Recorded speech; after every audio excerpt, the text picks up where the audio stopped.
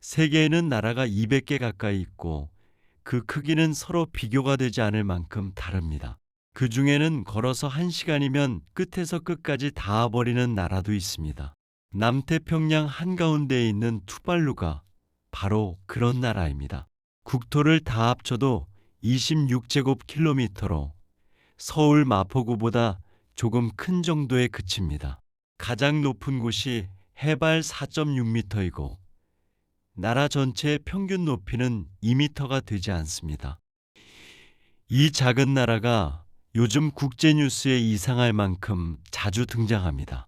그런데 뉴스에 오르는 이유가 우리가 짐작하는 것과 조금 다릅니다. 가라앉고 있어서가 아니라 가라앉은 다음을 준비하고 있어서 뉴스가 되는 겁니다. 이미 전체 국민의 3분의 1이 나라를 떠날 서류를 접수해 두었습니다. 그리고 정부는 국토와 문화와 행정을 통째로 복사하는 작업에 들어갔습니다. 이번 영상은 바다에 잠기고 있는 나라 투발루 이야기입니다. 한 나라의 땅이 전부 물에 잠기면 그 나라는 사라지는 걸까요? 그리고 그 나라 국민들은 그때 어느 나라 사람이 되는 걸까요? 국제법의 이 물음의 답이 아직 없다는 것이 지금 벌어지는 일의 핵심입니다. 먼저 투발루가 어떤 나라인지부터 간단히 정리하고 넘어가겠습니다. 위치는 하와이와 오스트레일리아의 중간쯤, 적도에서 조금 남쪽으로 내려온 자리입니다. 산호가 만든 환초 5개와 암초섬 4개, 모두 9개의 섬으로 이루어져 있습니다. 인구는 1만 명 남짓이고 그중 절반가량이 수도 푸나푸티에 모여 삽니다. 국토는 26제곱킬로미터에 불과하지만 바다로 눈을 돌리면 사정이 완전히 달라집니다. 투발루가 관할하는 배타적 경제 수역은 90만 제곱킬로미터에 이릅니다. 국토의 3만 배가 넘는 바다를 이 나라가 법적으로 관리하고 있는 겁니다. 이 극단적인 비율이 투발루라는 나라를 이해하는 첫 번째 열쇠입니다. 땅으로 따지면 세계에서 4번째로 작은 나라이지만 바다로 따지면 결코 작지 않습니다. 그래서 이 나라의 살림은 처음부터 땅이 아니라 바다에서 나왔습니다. 그리고 지금은 그 바다가 반대로 땅을 밀어내고 있습니다. 투발루가 무엇으로 먹고 사는지부터 차근차근 보겠습니다. 산호가 부서져 쌓인 땅에는 우리가 흙이라고 부를 만한 것이 거의 없습니다. 그래서 이 나라에는 논도 없고 우리가 아는 형태의 밭도 없습니다. 주민들은 땅을 깊게 파서 구덩이를 만들고 낙엽을 채워 늪타로를 심어왔습니다. 농사라기보다 몇 세대에 걸쳐 흙 자체를 사람 손으로 만들어 온 일에 가깝습니다.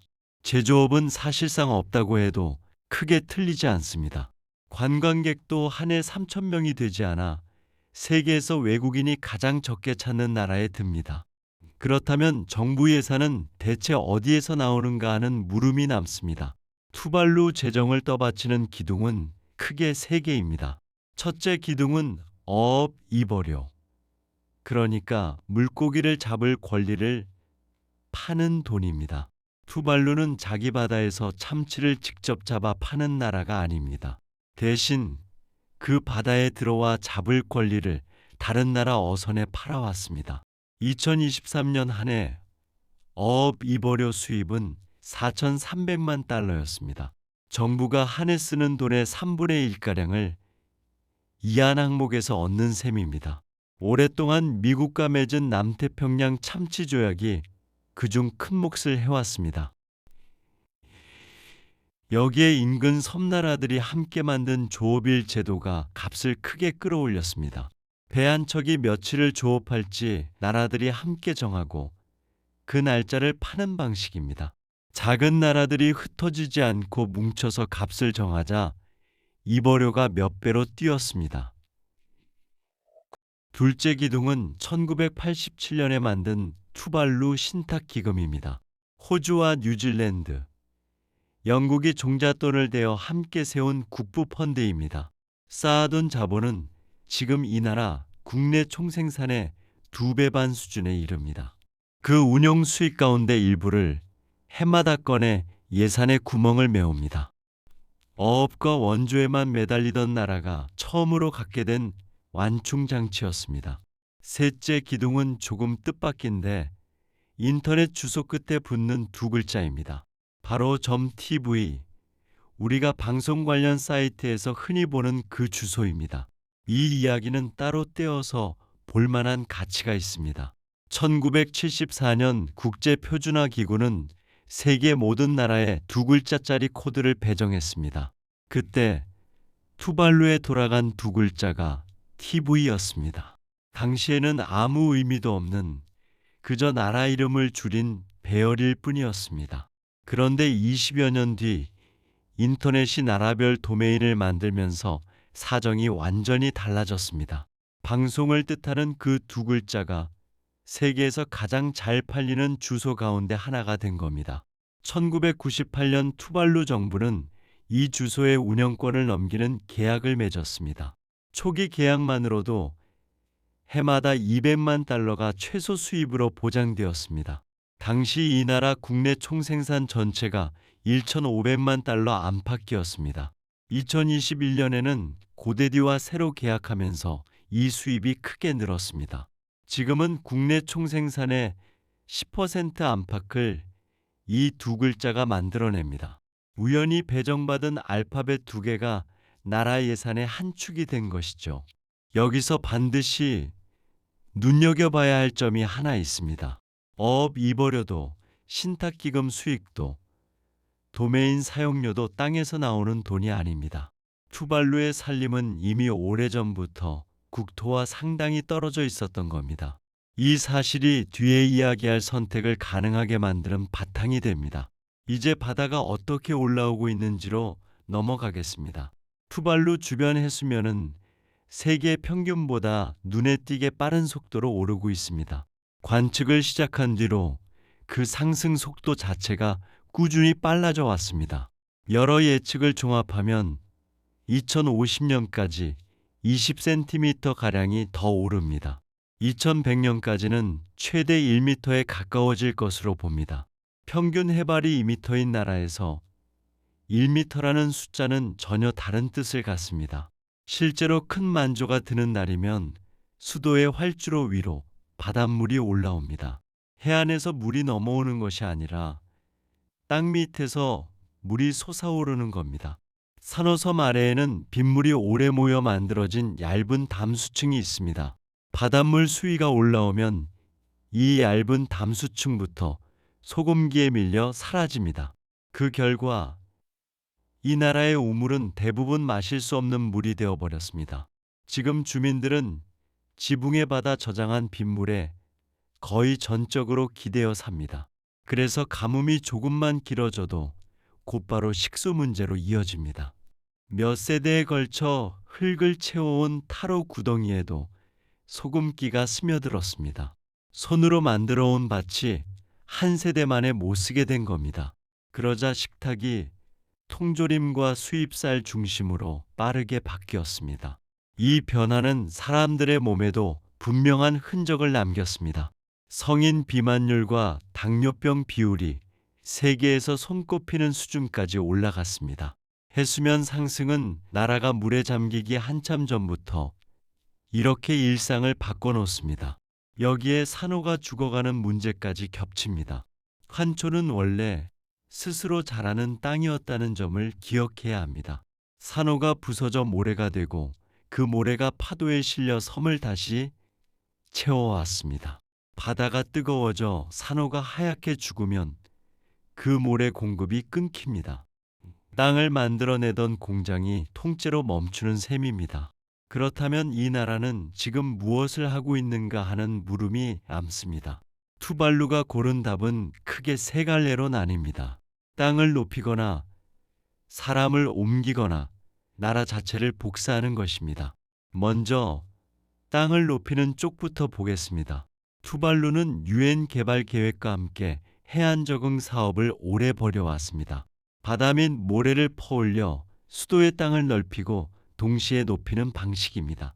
이 사업으로 푸나푸티에 7헥타르가량의 새 땅이 만들어졌습니다. 2050년의 만조선보다 높게 유지하는 것이 이 땅의 설계 목표입니다. 다만 이것은 9개 섬 가운데 한 곳에서 벌어진 일입니다. 네덜란드처럼 나라 전체를 제방으로 둘러싸는 방법은 애초에 선택지가 아닙니다. 그만한 돈도 없고 제방을 세울 만한 땅 자체가 없기 때문입니다. 그래서 두 번째 길이 나옵니다. 땅을 지키는 대신 사람을 옮기는 길입니다.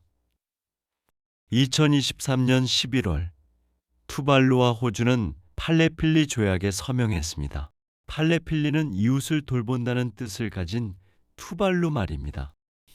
이 조약은 이듬해인 2024년 8월에 정식으로 발효되었습니다. 핵심 내용은 해마다 280명에게 호주 영주권을 준다는 것입니다. 기후를 이유로 이주 통로를 만든 세계 최초의 양자 조약입니다. 280명이라는 숫자만 놓고 보면 그리 크지 않아 보입니다.